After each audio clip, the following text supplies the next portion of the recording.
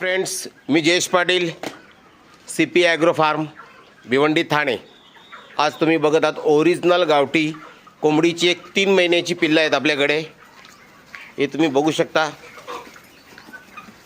आता दुपारची वेळ आहे, खूप ऊन आहे, त्याच्यामुळे ती शेडमध्ये बसलेले आहेत आणि बराचसा पक्षी बाहेरसुद्धा फिरत आहे. हे तुम्ही बघू शकता.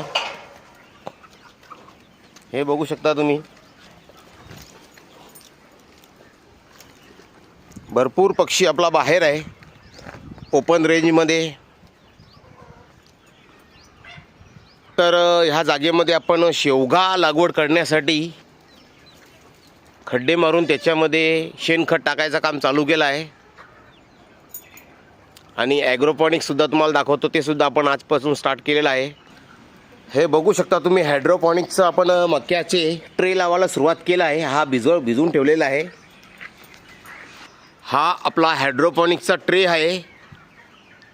आपण याच्यामध्ये मका एक 13 दिवस ठेवून 1 किलो मक्यापासून आपण 10 किलो चारा कोंबड्यांसाठी तयार करणार आहोत.